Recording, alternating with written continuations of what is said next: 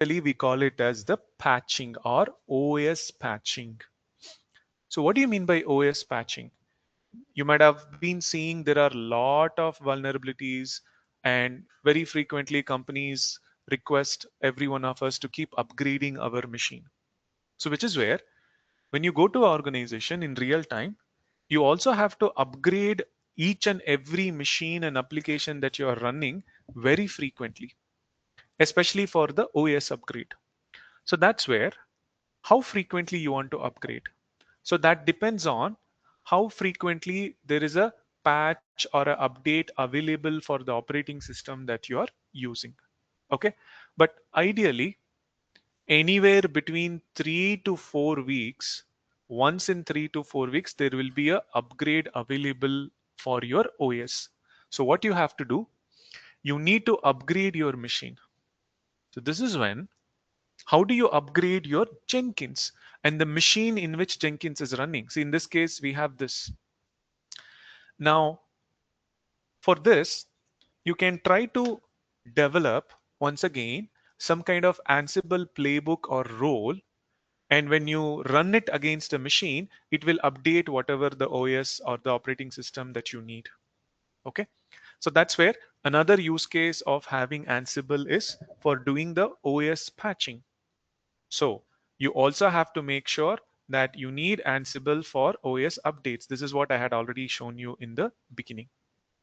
Now, the question that will come is, okay, I have this Ansible playbook that you have already developed. And if you are going to run against this machine, it will update it. Okay, that is absolutely fine. Now, let's assume after some time, this machine got recreated, or there was a crash and auto scaling recreated this machine. What will happen? When you recreate the machine, this machine will be created from the old AMI, correct? And where is the patch? Patch is not available. So every time you have to do the patching very frequently if there is a upgrade of the machine or scaling of the machine, or if the machine gets recreated. Now it is going to be very tedious process. Instead of that, especially in production, how do I make sure if I have 100 machines, all the 100 machines are up to date? So which is where instead of updating the running machine, you will try to create the golden image, which is a secured image. So what do we do in reality is, you are saying that the golden image, why do you call it as the word golden? Because it is secure from your company and you have done everything that is needed from the OS patching, or technically we call it as hardening. Hardening means you are applying all the rules that is needed for the company. So what do we do is, we do not just run our AMI pipeline, but instead what do we do is, we do these two things. One, you will take the AMI, that is the base AMI, and you install whatever the version of Jenkins, Java, and everything. But what you also do is run one more Ansible role, which is specifically for patching. And what do we do in the patching? You fix where is any security issues that you have, and whatever the upgrades that you want to do for the software or for the OS, and within your company, if there is some compliance, you are going to do the hardening. So which is where it is each and every one of us a responsibility to make sure our machines are secure. So this is where, for example, you are creating a Jenkins AMI and giving to a product team. You don't have to ask them to do the patching. Instead, you create the AMI very frequently, which is already patched. So this is where, depending on your operating system and your organization, you have to build a new AMI in a matter of 3 to 4 weeks. So now you have the question. For Jenkins upgrade, once in 3 months, you have to generate the image. But for doing the patching, same version of Jenkins, you have to build the AMI once in 3 to 4 weeks. So which means if I build a pipeline, which we already have, Then whenever I want, I can run it, right? Or very simple, I will say, let me run it once in 3 weeks or 4 weeks periodically. I can schedule it and leave. So this is how you build the image to run at least once in 3 or 4 weeks, which will include the patching, and it will also include the Jenkins latest version. But the only difference, every month when it runs, it will not be upgrading the Jenkins, but you have written the Ansible code in such a way, whenever a new version is available, Jenkins, it will automatically take. So no one has to specifically tell or run this for a new version. So which is how there is a need. You are not simply automating it for building a AMI, you are building it as a pipeline. And then the AMI that you are getting, right, we are calling it as golden image, because we can clearly say within the company it is patched or OS updated and it is been hardened. So that is how you are saying it is secure, versus whatever the AMI that is available in public, you cannot guarantee whether the patches has been done or security issues has been fixed. Now you will release this only when there is a clear indication that there is no vulnerabilities. So that is how we need this pipeline, in which every 3 to 4 weeks you run the pipeline automatically, build a new AMI, and check whether there is no vulnerabilities in the scanning. And if it is available, then go ahead and fix by updating your Ansible code, and then rerun the pipeline and then generate another AMI. So that is where you need to kind of keep updating your Ansible playbook once in a while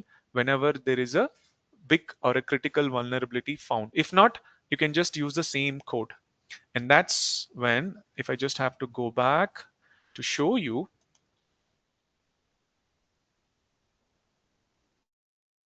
in this code where I had a separate repo, okay, for golden image, and we had this Ansible roles. So you remember that earlier I was showing you that there is one more role. So if you go inside, again, I'm just a sample where I'm saying I'm trying to update the OS and I'm trying to do the patch, and then I'm trying to make sure if there is a restart needed, you're going to apply. So that's how I'm trying to make sure that a simple OS patching. Now, specific to your company, you need to find out what rules are allowed, what is not allowed, and accordingly you update. So in fact, the AMI that what we have already built here, right? We haven't just taken the latest version of Java and Jenkins, but we have also made sure we ran this playbook both. And that is where in the playbook initially you could see that I'm calling the master, which is the Jenkins master installation, as well as the OS patching. So if you understand, all you have to do is run every 1 month in such a way you get a latest AMI which has the patches hardened based on your company's compliance, and you have Jenkins. So you can say it either way. Okay. So what we are going to do, you're not actually going to run it just for 3 months, but for security, you're going to run it every 1 month for security hardening and OS patch. Okay, so that's how your work is going to be. Now, for any reason, if this pipeline doesn't work, then you need to fix and come back. So that's again your responsibility that you're going to have. So what I can say, instead of putting it up two separately, I can say you're going to build new Jenkins once in a month. So you don't really need this. I don't have to again say once in 3 months, right? Because every month you build, whether it is an update, and when it comes to the third month, automatically a new version will be there. And also for OS patching and Jenkins upgrade. Okay. Oh, what did I do? Yep, this is what it is for Jenkins upgrade, or you can say Jenkins version. Okay. So we kind of saw the upgrades also. So this is what is the security that we are going to do. Now, Another important. So we saw what and all. We have seen high availability. We have also seen the security part and upgrades, right? And also the strategy of blue green. Now, the next one, what we are going to do is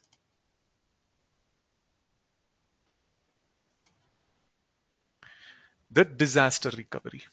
What is disaster recovery? Again, in the beginning of the session, I was trying to tell you in the first session is when there is an outage from AWS, what is that we have to do to secure? So that's where now let's assume the autoscaling group that we have used for high availability is within the region. Now, what happens? The region itself goes down. How do you make sure the application can be brought up again in some other region? So, what and all you have to do? And at the same time, how does your network architecture look from a security standpoint?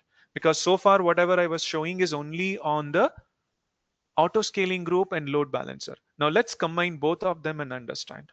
First, from a security standpoint, whenever you say you are running an application like Jenkins in production, it always has to run in a private subnet. Why? No one should be able to access the machine directly. So this is where every time when you're running application, you need to make sure you have a separate network or a VPC. Okay. And then you will also have an internet gateway, which will allow us the traffic. But the machines that we created should be running inside a private subnet, not a public subnet. So why is it called as private subnet? Because this subnet will not be attached to the internet gateway. So no one can access it from outside. So the only way is through the load balancer. And that's when you see that as a user, when you access the load balancer, the traffic from outside will go to internet gateway to the load balancer and from the load balancer to the machine. So that is where as a user, no one will be aware or even connect to where is the machine. But you also have to make sure you have proper security groups for load balancer. That is when load balancer will allow only port 80 and your machines will allow port 8080, but no one else will have the access. Okay, then comes another question. You created the machine and you are accessing the machine securely through load balancer. That is okay. But what happens if you want to do something like Jenkins plugin upgrade or plugin install? In fact, when we start the new Jenkins, there is an option to install the plugin, right? From where it is installing the plugin? From internet. So when you run a machine in a private subnet, inbound traffic is not happening. But how will the machine connect to internet once again? That is the outbound traffic. Again, when you put it as a private subnet, both the inbound and outbound traffic both will not be accessible. In fact, the machine will not have internet access at all. But in my case, I do not want anyone from outside to access, but somehow I want my Jenkins to connect to internet safely. Now, this is where if you make it private, you do not have both the access, but only to allow outbound traffic for a private subnet, we need to use another component in your AWS network called as NAT gateway. So how do you create a NAT gateway? Well, again, use the same Terraform, but your NAT gateway should be in a public subnet. So this is how your NAT gateway will be connected to a public route table, and this route table will be connected to the internet gateway, wherein this subnet is public. But as a user, you will not be able to access this machine directly. But what we will have to do is when you create the network and the machine, you need to make sure your machines running in the private subnet is connected to the NAT gateway. So that's how when you go to the Jenkins and when you say install something in the Jenkins, right? The server which is running Jenkins can connect to the internet by sending the traffic from here to the NAT gateway running in the public subnet, and this will go to the internet.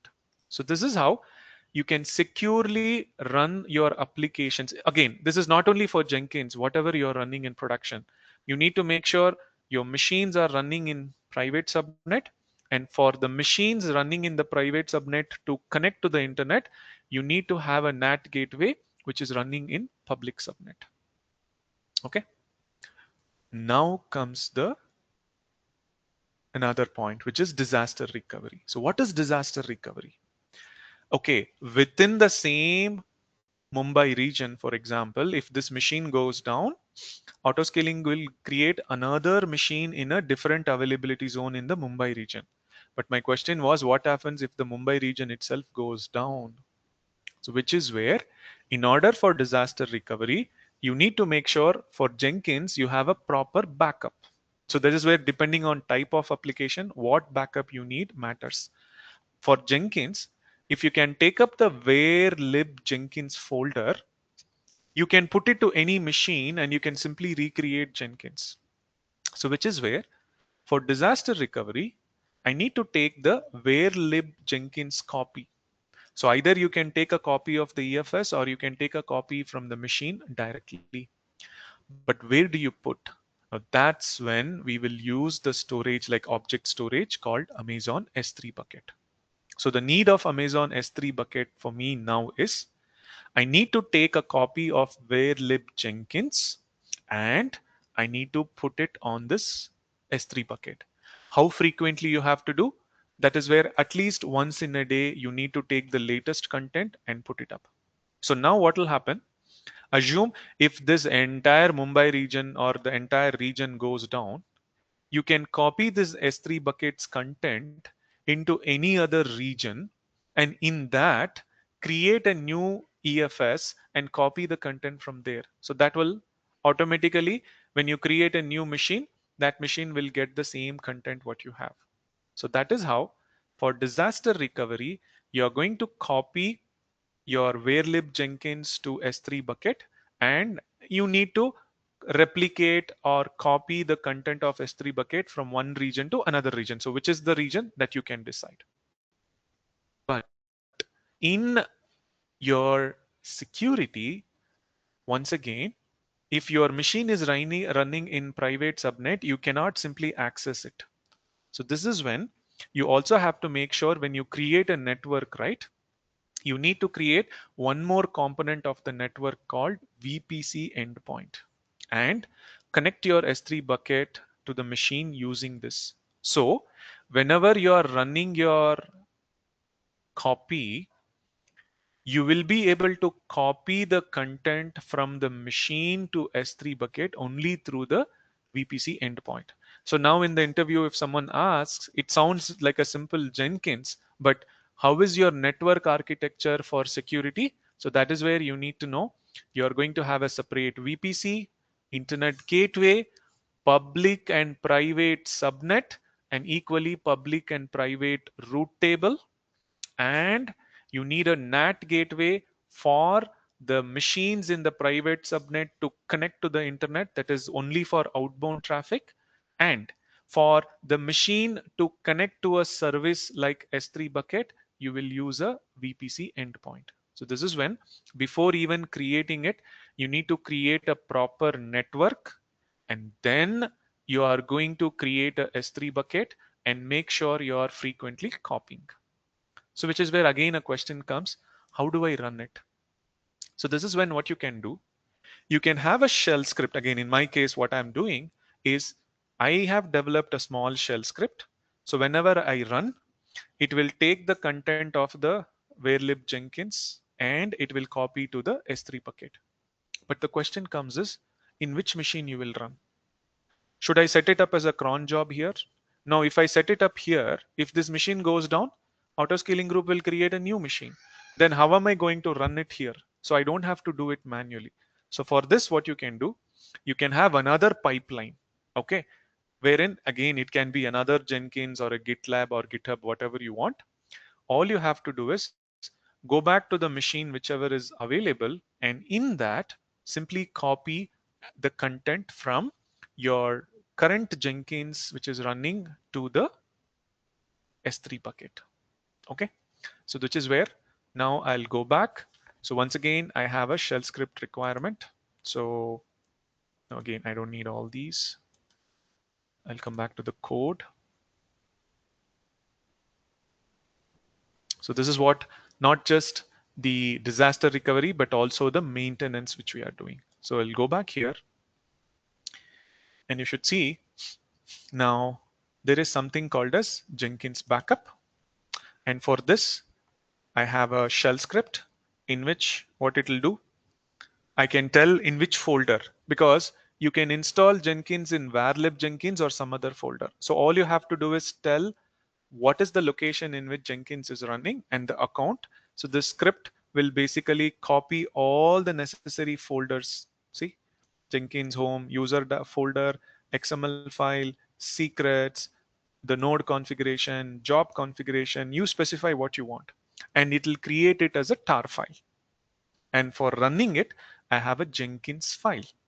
And what this Jenkins file will do, once again, you have this credential already added, remember, from the AMI pipeline. Similar to that, you run it once in a day, in which it will simply go to the machine and run the script. While it is running the script, it will tell on which location your Jenkins backup has to be taken, and it will also tell the credentials that it has to take. But where it has to copy, it has to copy to a bucket. Which bucket? And that's when I have hard coded here. Now you can change it if you want. If you just see, how am I copying? I'm just using a AWS command called AWS S3, copy your file, and this is the destination. So basically I have to create a S3 bucket with this name and it will get copied. Okay, now what and all I have to do? So if you come back here, there is a shell script for setup. Now you also have a shell script for backup, correct? Now I need to create a S3 bucket. And this is where for your day-to-day activity, you also have to create a S3 bucket. Now I'll tell you from an interview point, it sounds so simple. I created S3 bucket, but let me tell you what are the other things that you have to consider in real time. So assume every day I am going to take a copy, which is nothing but I'll create a tar file of this varlib Jenkins and keep storing it into the S3 bucket. As the usage grows, the varlib Jenkins will also grow, and you are trying to take a backup and storing the tar. How long you will store the tar? Okay, if you are going to run Jenkins for 1 year, that means you should have 365 copies of the tar file. What is the purpose of this tar file? For two reasons. If entire Jenkins goes down, I can use this backup in any machine and I can quickly get it back. But another reason is, if you want to see any old data, you also need to make sure that many copies are available. So which is where in every organization, you decide something called as a purge policy or backup policy. Now, I will just say, assume in my production, the content of this Jenkins, I want to keep it only for 1 month. So then what will happen? Nothing comes to free. So this is where whatever you are doing, you need to do with respect to security and optimization. So now, instead of blindly saying I created a S3 bucket, what I actually want to do is I need to apply a life cycle policy in which whatever the content I put, after 30 days, I need to change it into a different class, because whenever you store the object in S3 bucket, right, by default it's called as a standard class, and the charges for that will be little high. Now I can tell I want to keep the content for 30 days. After 30 days, let's say I want to make the data little less frequently accessed. For that, there are different types of storage class. So what I want is, after 30 days, whatever the files that I have put, I need to change the access of that class in such a way the cost is reduced. And then I will say, keep it for another 2 months or 3 months or 1 year up to your requirement, and then you destroy. So that is why it's not simply about copying the content. Again, it might be Jenkins or any other content that you are copying. You also need to have a life cycle. So how do you bring in a life cycle here? So it looks very simple, but you need to have a life cycle, okay, where I'm just saying after 30 days, make the objects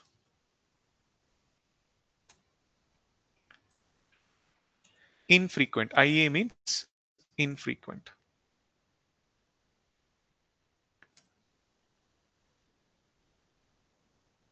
So we call it as infrequent access. And then let's say destroy after 90 days. So are you going to sit and do all those things? And this is exactly when you create S3 bucket, you can pretty much do all the configuration. And where do you do it? Once again, through your Terraform. So which is where Terraform is used heavily for all these. So going back, now I already have this code. So I'll come back. So which is where first I have to create the bucket. And for that, I have a code. So this is not just a simple bucket that you're creating, but you're going to tell what is the bucket you want. And then do you want to enable versioning in the bucket? Because by accident, if the file is deleted, you should be able to get back. And then what is the lifecycle policy that you're applying? So like here, I'm just saying after 30 days, change the files from standard to infrequent. Now, in my case, I'm going to tell after 90 days, change it to Glacier. But anything beyond 365 days, you go ahead and delete it. So that is how you set up your storage class and the lifecycle policy. So I can reuse it. And not only that, if for any other purpose I want to use a S3 bucket, I can simply change the parameters and run, or change the variables and run, isn't it? So this is when first let's go back and create our S3 bucket, which is needed for the backup. So this is where it sounded like a small backup, but what and all we have to do. So let's go back here. I'll go to S3 bucket and okay, before I go, I think there's a space issue. So let me go to blue and I'll delete all the Terraform related so that we have some space. My bad, I should have taken a larger capacity machine. But anyway, so here, what is the name of the bucket you want? And let's come back and check here.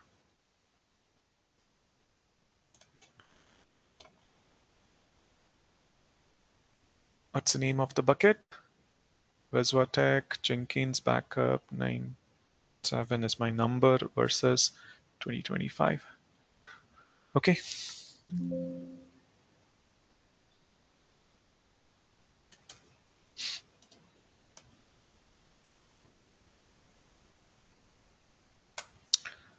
Let's go ahead and create.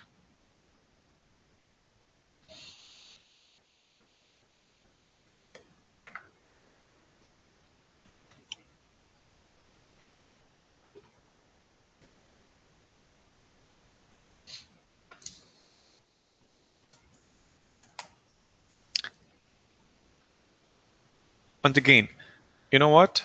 This is not just you're just simply writing the code or copy pasting. So this is when assume if you have developed, you have completed your day 0 and then going to day 1, which is where you are implementing the code. So Terraform apply. So whenever you say any project, you always have to understand developing is called as day 0, which is where you put all your best practices. And then while implementing, you go into a day 1. So right now what we are doing is day 1, which is we are first implementing. And then you set up every time to automatically run, which is your day 2. And that's when we will set it up as a automatic pipeline to run your backup every day and store it into S3 bucket. And automatically in the S3, we have given a lifecycle policy, which will change the type of the class after 30 days. And after some more time, it can go ahead and delete it.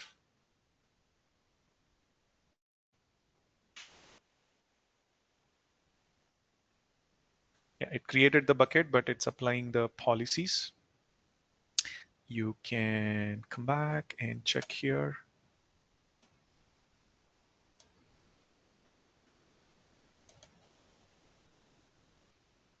Let it apply, but I'll show you.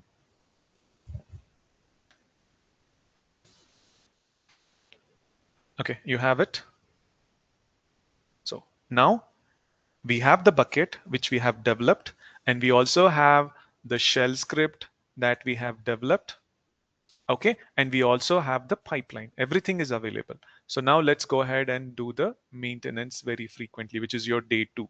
So developing the work is day 0 and day 1. Now you are running it for your maintenance, which is day 2. Now, how do I create a pipeline? So go back. There is one pipeline for your golden image. Now you're going to have a pipeline for your Jenkins backup.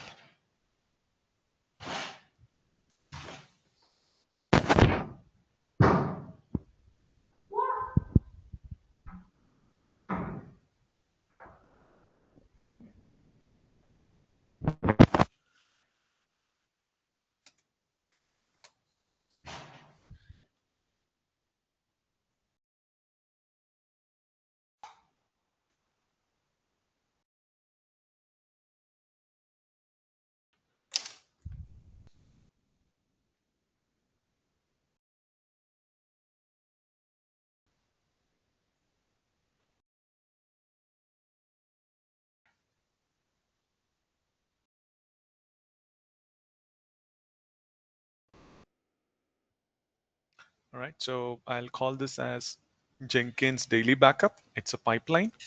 And where is it? Let me take up this repo.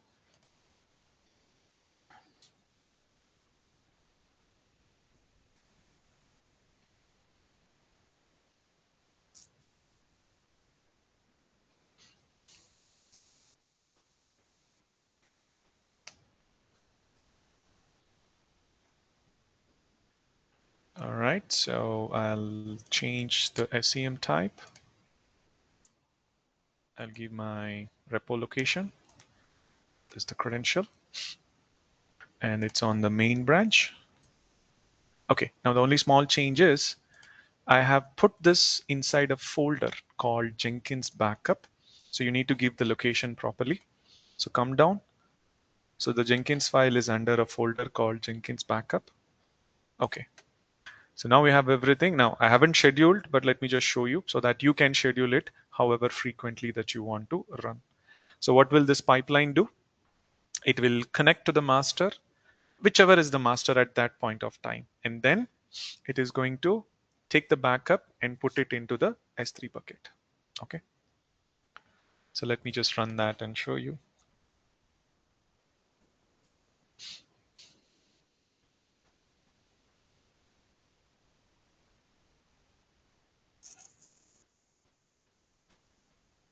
You can also see what it's doing.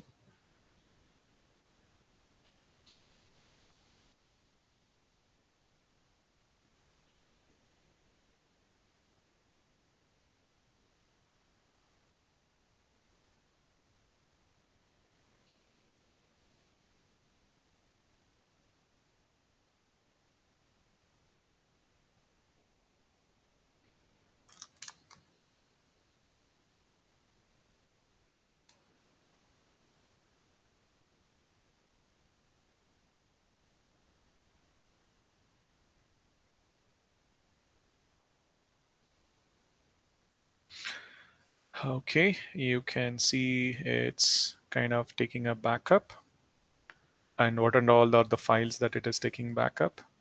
And it's success, which means if you go back and look at this, there is a tar file, so which is called as the backup. So this is how.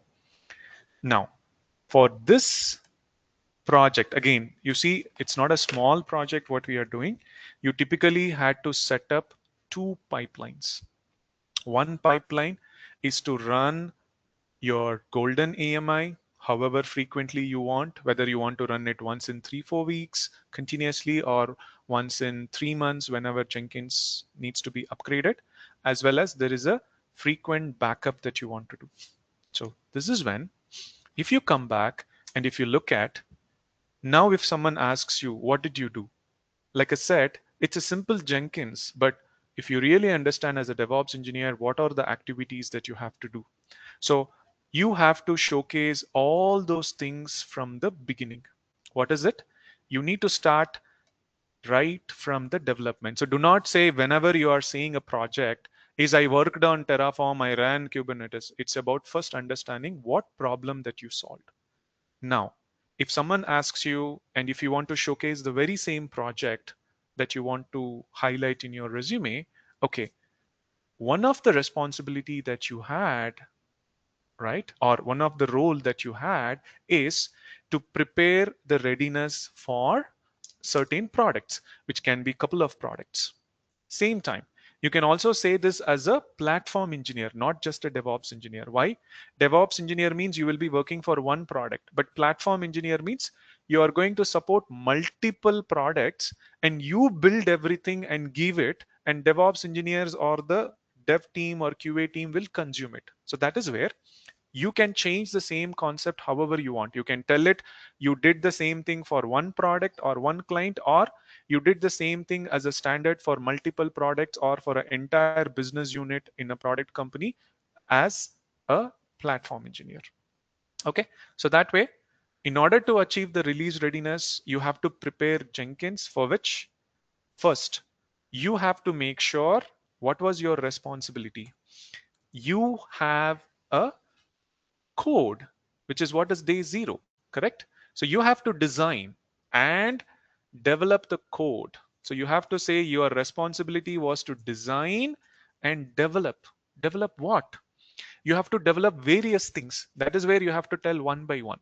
You have to develop the IAC code, right?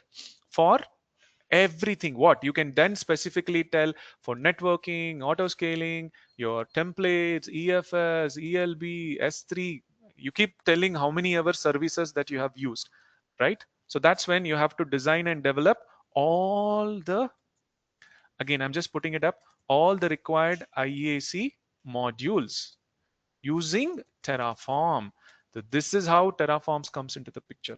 Not only that, there can be a question in a little different twist. Sometimes people will say for junior position, can you tell me what are the services you have used in AWS? Now, instead of scratching your head, you take one project and tell. For example, I'll tell you, okay, if I'm talking about this project, wherein you have designed and developed Jenkins high available architecture and disaster recovery for all the products, then what and all AWS services you used? You can typically tell everything, correct? So that's how give answer appropriately. Don't, because anytime someone asks you, what did you do? I used S3, I used EC2, I used a load balancer, but you do not relate for what. But instead, give the problem statement and then explain what and all you have done. Same way. Does it stop here? No.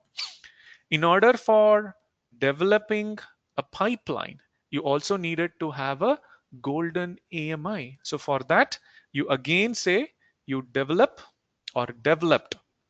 What did you develop? You developed again Packer code. Okay.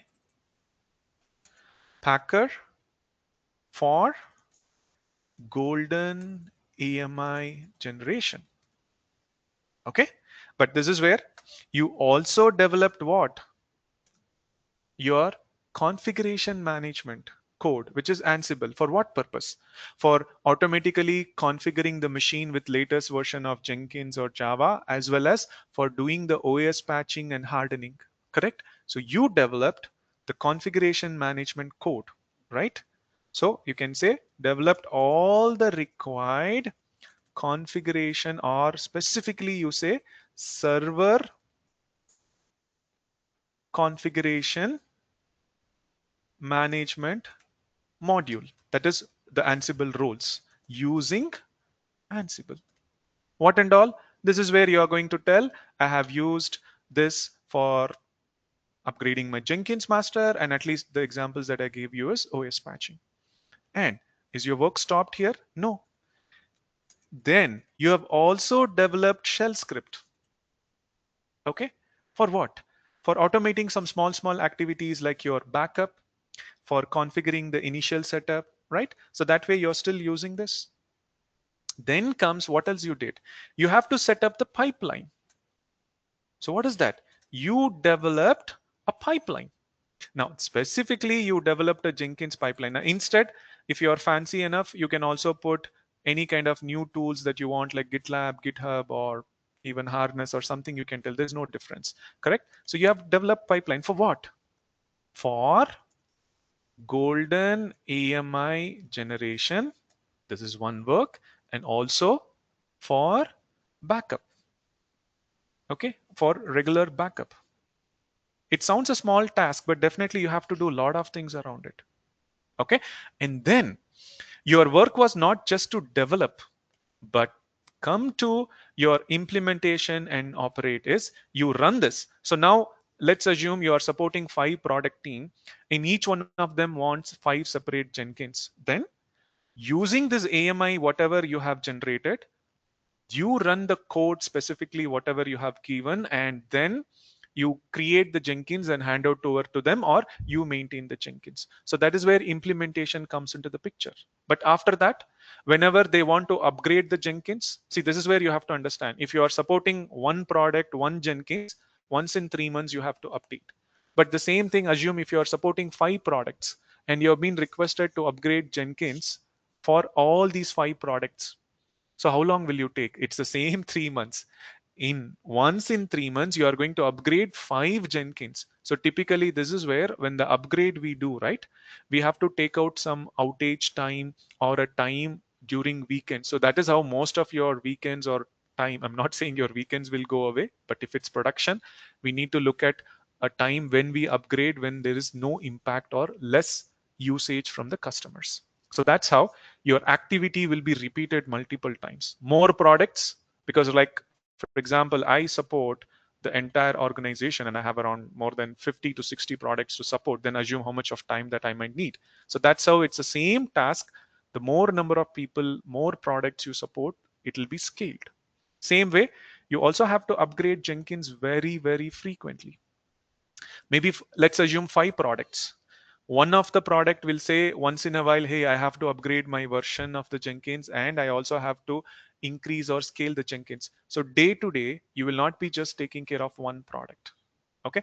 And then what you will also do is whenever you have vulnerabilities found, you need to fix the vulnerabilities. Now, out of time, I'm not just kind of covering, but obviously what's the next thing you have to do is you need to monitor, okay, the running of application and observe. So this is where these are your responsibilities that you're going to take. But now with this example, if I just turn it back and someone asks you, can you tell me what does your day-to-day look like?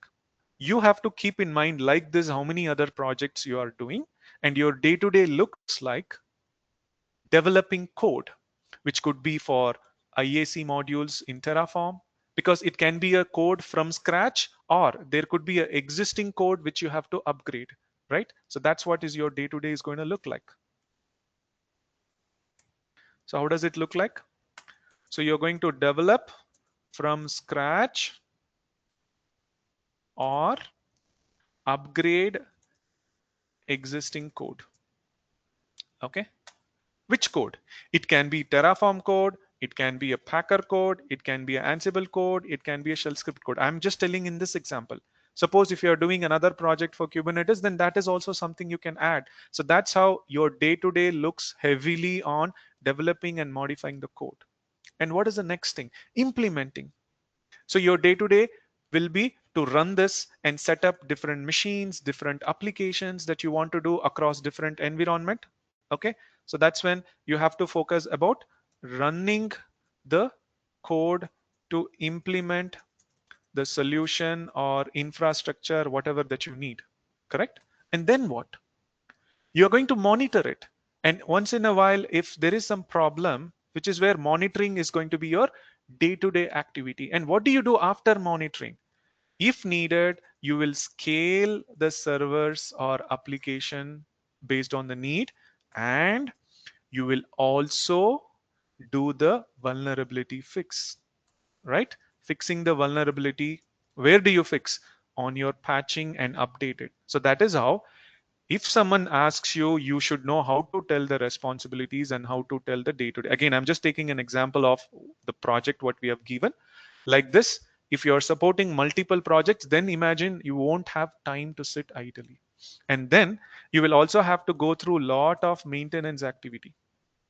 So whether it is a DevOps or SRE or platform engineer, what is this maintenance? When are you going to upgrade Jenkins? When are you going to scale the Jenkins? All these things are called as maintenance. So that's how, if more products are there, how frequently that you will be doing maintenance increases. If there is only one product, then you will be doing the upgrade once in a month or once in 3 months. So this is how, when you talk about a project in real time, it's not about tool. And like I said, you can take the same and you can even talk about how and what tools. Now if I someone asks me, okay, what and all tools, you have to specifically tell where you used Terraform, where you used Packer, where you used Ansible, the shell script, Jenkins, and typically all of them are on AWS. Okay, so the idea behind a project is not, like I said in the very beginning, just to talk about the tools, but to also talk about what is the problem, and for the problem, what are the best practices that you have used and how do we address. And not only that, there are lots of other videos that we have in the channel which helps you to understand the best practices on how do we use different set of tools. So once again, I'll humbly request you guys to go through that and subscribe to our channel. And what we have seen, right?